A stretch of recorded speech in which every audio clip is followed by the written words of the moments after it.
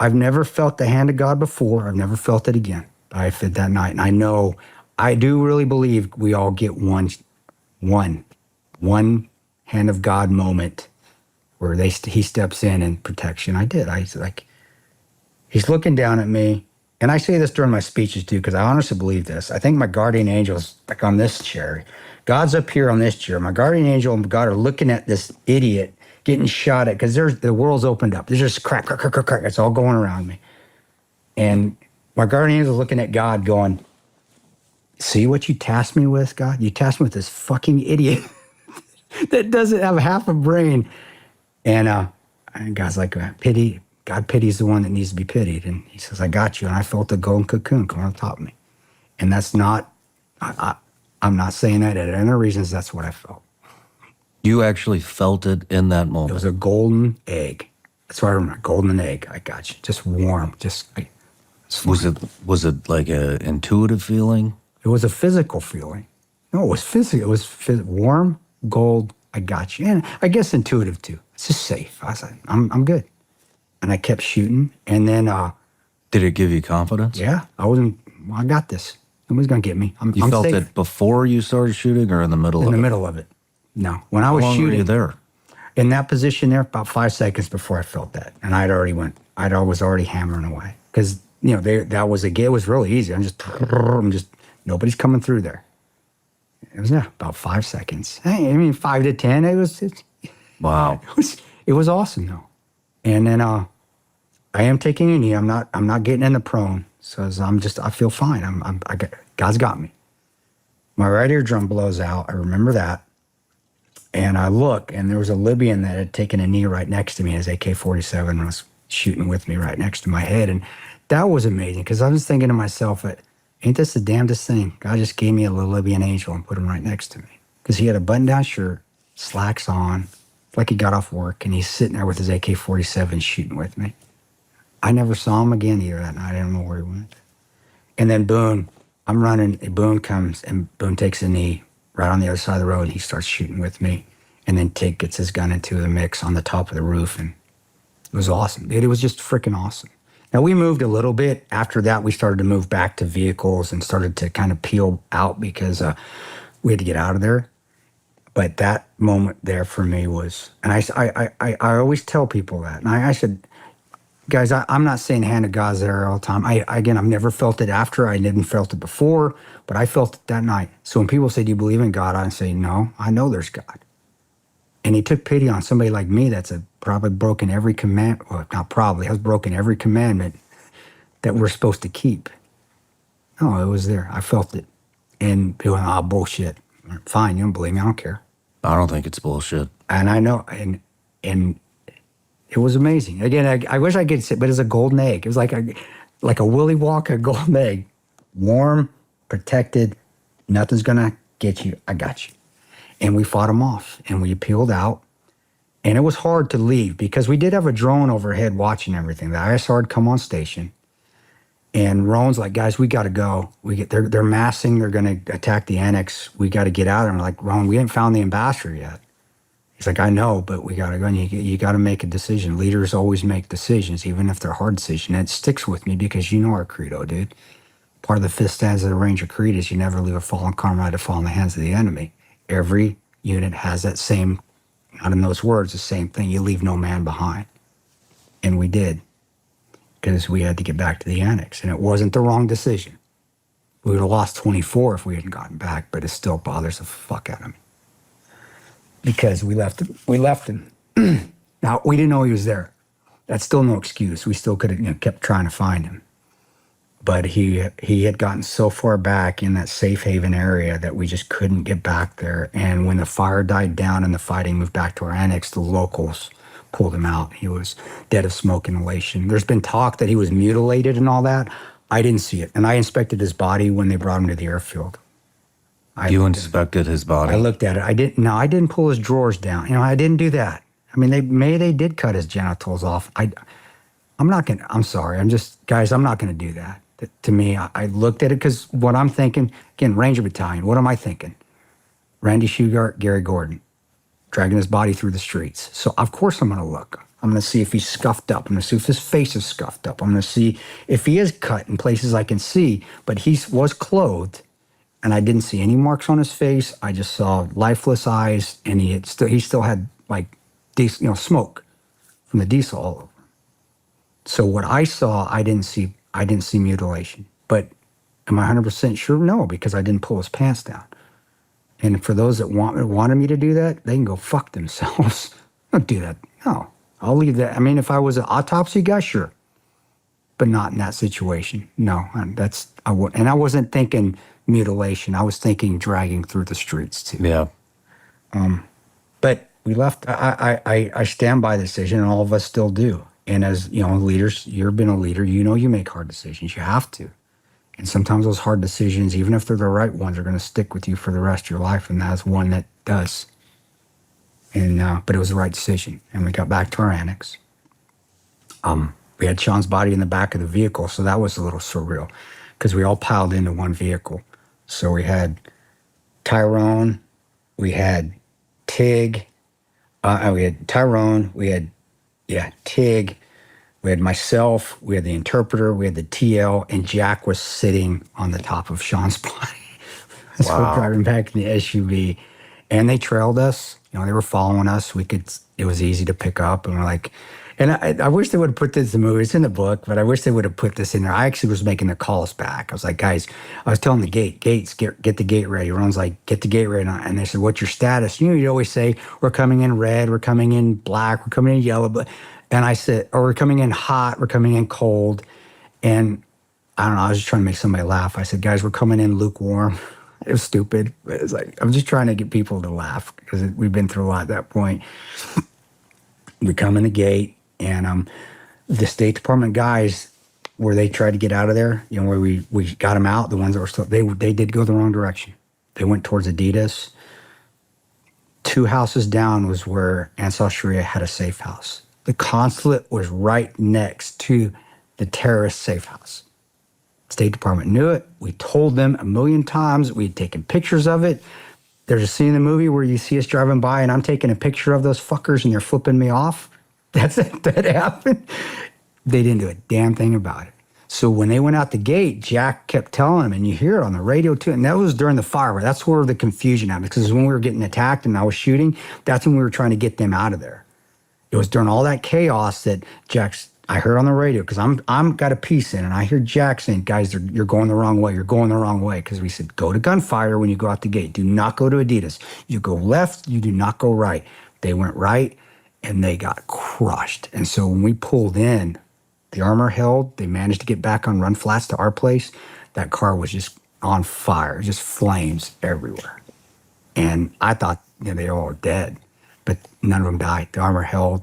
Scott did a great job pushing through. So did Dave getting through. They just went through a gauntlet of gunfire and RPG fire and got chased until they got back to our compound. So that wasn't movie magic at all. They got hammered. And it just was in the chaos. He just went the wrong direction. And luckily for them, and again, I kudos a lot to Dave. Dave Ubin did an awesome job. But I wasn't in that vehicle. But if I was to guess, I would say they all kept their heads pretty good. But Dave probably did the one that was like, get the foot, we go, push through, But we got back, it's on fire. We get refitted with whatever we need as far as ammo. Tig did drop our grenade launcher.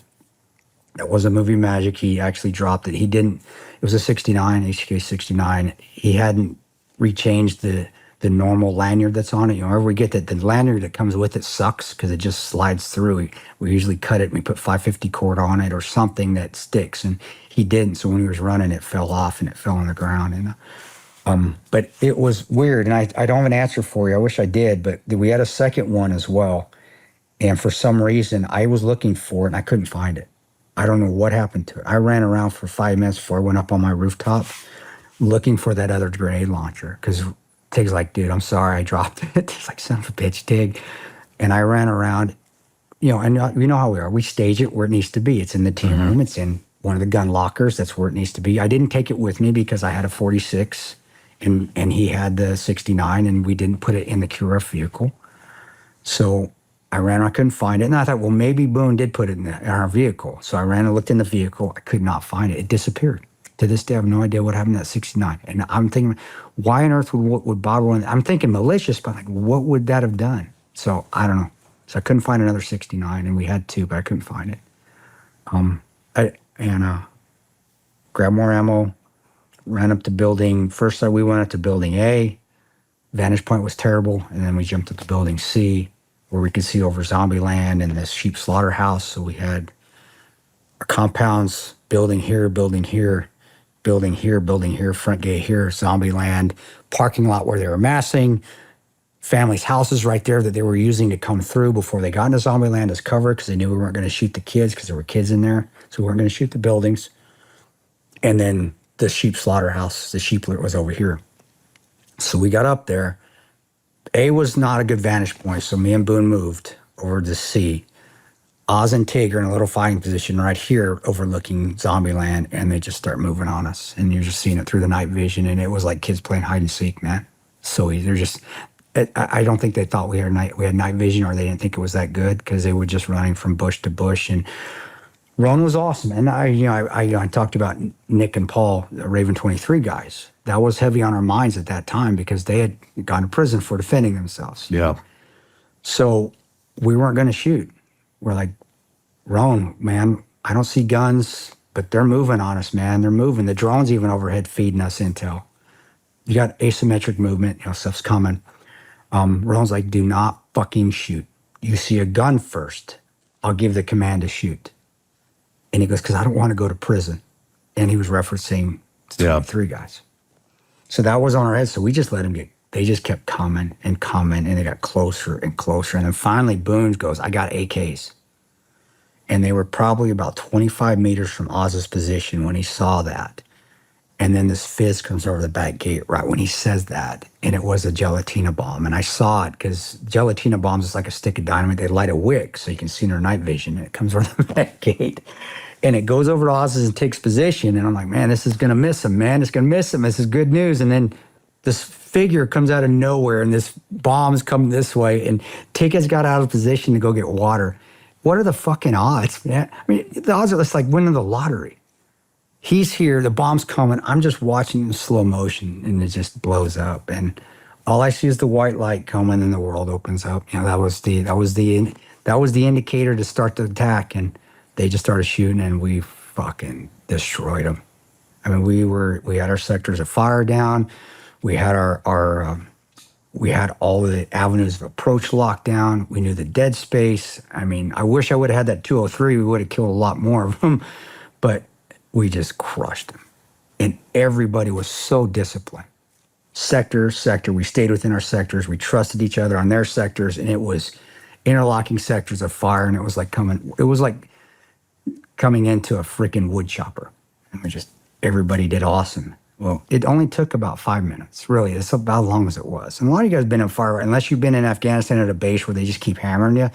Most firefights are only about that long. They're gonna, and it's like a boxing match, you're real quick, and then there's some dead time, unless there's just a massive force, or you get stuck and they got the advantage. But if they're losing their ass, they're gonna break contact, get back, and figure out something. And they did. Well, when that ended, I looked and I'm thinking, I'm gonna go get Tig. Let's go pick up Tig because I figured he was dead. How many? Did you guys have any estimate in your head? Yeah. How many do you think there were? I think the majority. I mean, it was hard, but I think we got attacked by maybe over that whole course of the period, not at one time, 200, 300 people. 200 to 300 but people. not it. It was like that initial one was probably 40 guys. Fought them off, and then there's another 40. So it could have been the same guys. I mean, we didn't kill 40. I wish we were that good. And we're good at what we do, but let's be realistic. But, and then at the at the consulate, easily 40, 50 that we got countered. I mean, it was 40, 50 at a pop. We were killing them. I mean, we'd shoot them, and that's the a lot of us, unless it's within, a lot of us that have been in combat, and I'm not saying it in a bravado thing or an ego thing, it's just how it is. At a distance, 5.56, if you hit somebody, sometimes it doesn't keep them down. Yeah. If close you're in, it's going to. If it's me to you and I hit you, you're going down. You're not getting back up. But at 50, 75, 100 meters, you might, but generally they're going to be able to get back up, and they'll probably bleed out, or they're out of the fight, depending on where you hit them. I mean, but that was where it could have been, you know, how many guys we had 200, 300 over the whole night. And who knows, some of those could have been attackers, the same attackers. We killed, I don't know. I've got reports again. I've seen reports no. I think we killed. I know I think 100, 200. I think we did. Oz had contact at the hospital there, and you know, Oz and I still talk. We get along or not, we still talk every once in a while. And I remember when we got back, I asked him. I said, "What's your contact?" Because you know, we're Americans. We like to keep score, right? And I said, "Dude, did you ever get word how many we got, man? How many we killed?" And he goes, "I didn't ever get a number, but my contact at the hospital said that they just kept bringing bodies and injured in all night." So I was like, "Well, that's good enough for me." I mean, after that, it didn't matter because it was nice seeing them turn tail and run. That's even more. And but yeah, we fought him off, and the reason Tig didn't die, the gelatina bomb hit him and it landed right by his feet and blew up, is just because he's so big. It would have stopped my heart. You know, it's just a huge flashbang. It's used for fishing. It's for dropping in the Mediterranean and blowing and fish come up. You know, it's Mediterranean redneck fishing. And but it fucked him up. He still has problems. His shoulder goes numb, his back's out of whack. But he got up, and that's a testament to how tough he is. He got up and he got back in the fight, and he actually got hit. A round hit his armor. It was a piece of a round. It hit the metal post and sheared either the post or something come and hit him and knocked him down. And he got up and kept fighting. And yeah, he's a tough son of a bitch. He's a tough redneck. Takes good people, man. Yeah. And but it was awesome. And it gave us a wave of confidence. It did. It's like, okay, we got this. Our battle plan, our force protection plan, our sectors of fire, they're on. All right, let's keep doing what we're doing. And throughout that time frame, you know, we're still thinking Americans are going to help. We're still thinking that the ISRs is seeing everything.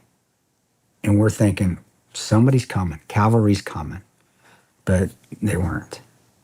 But at that point in time, we still had some faith that they were, because they normally did. Everywhere else I was at, cavalry came.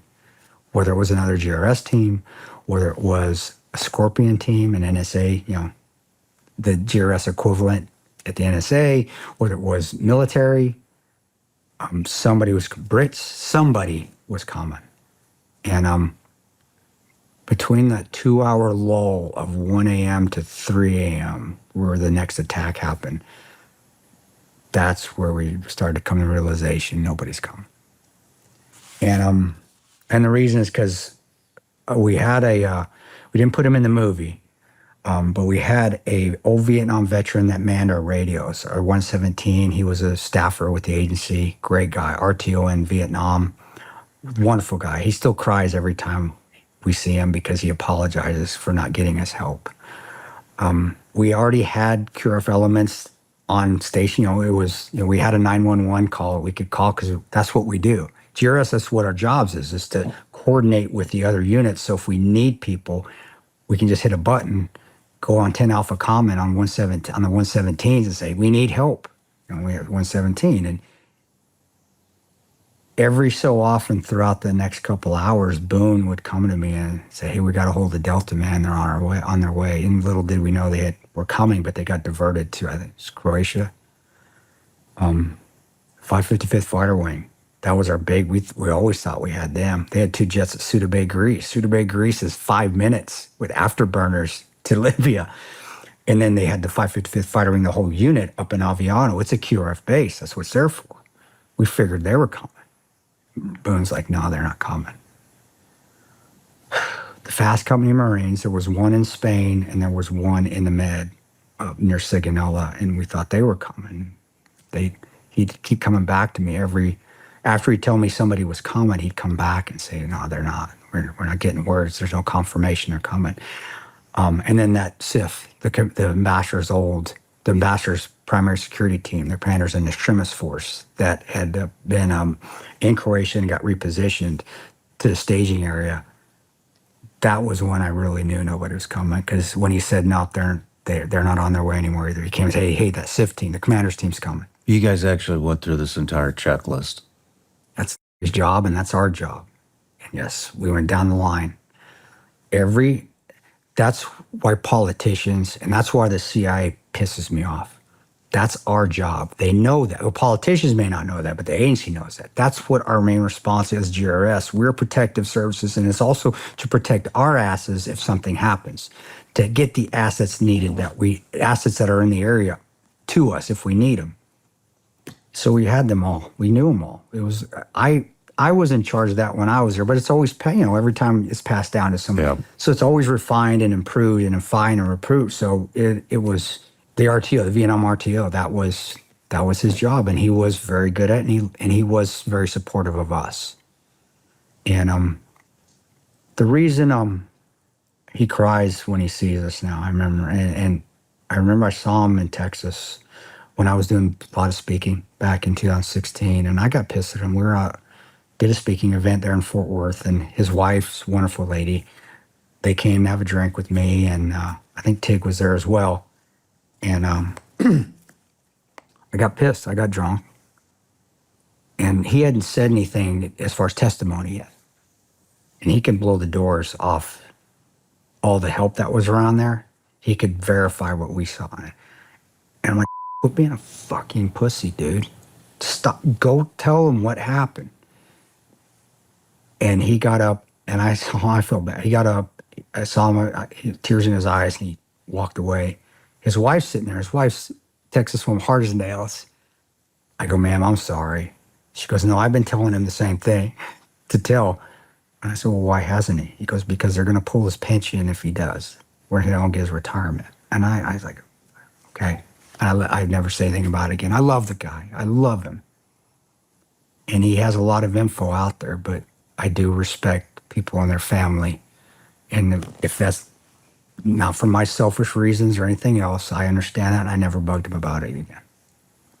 And I never will again, because I respect that. I do. Is it right? No, I don't think it's right, but I still respect his decision. And he did try. He did try his ass off. Well, 3 a.m., we get hit again. And it was like the movie showed. They did the same tactics, and we just crushed them. It's like waves hitting a retaining wall, man.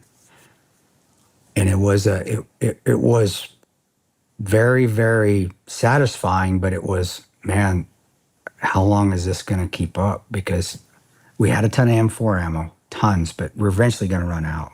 We're eventually going to get tired. They're eventually going to get it figured out and hit us with a car bomb. I was so shocked they hadn't hit us with a car bomb yet, because that was, when Iraq or Afghanistan, that's probably what they would have just done. Yeah. Drove a car and blow up the wall, but they hadn't. So I was really shocked at that. But, you think about your family a little bit. And before that second attack, I had thought about my family, and I just remembered the phone call, and I just remembered it briefly. And I thought about them, and I just remembered, did the last thing they heard from me, did I tell them I loved them? And I did, so I was okay. I didn't think about it the rest of the night. Those were the last words. And my daughter, my son, and my wife know that I love them. Before I got off the phone, yeah, I told them I loved them. Down in my head the rest of the night. And by 3 a.m., you're starting to get, and what I was doing at that point in time, having some self-reflection, getting motivated that they are going to breach the walls probably eventually, and then I got to get it in my head that we may need to start, it's going to get close quarter, and we're going to maybe start stabbing, it's going to start knifing, and that's a totally different animal than shooting. It's intimate. And if you're used to that, there's something wrong with you, in my opinion. I mean, shooting, I understand, I've done that. It's kind of impersonal. And because of the way we're trained, it's almost like you can imagine targets. And also they're terrorists, who gives a fuck? But when they're up and you got to stab, that's different, at least to me. Maybe not to others, but it is. And I got to get my mind right if that's going to happen. So I'm starting to get the mindset of hand to hand. So I respect those guys from World War II and World War I. Trench fighting. Wow. It's like, God, those guys are bad. I ain't shit. Those guys are badass. But, and the tunnel rats, from Vietnam. But we get word Bub's coming in. And I didn't know this for several years, but Bub actually ponied up money from his own bank account to rent that old executive's jet.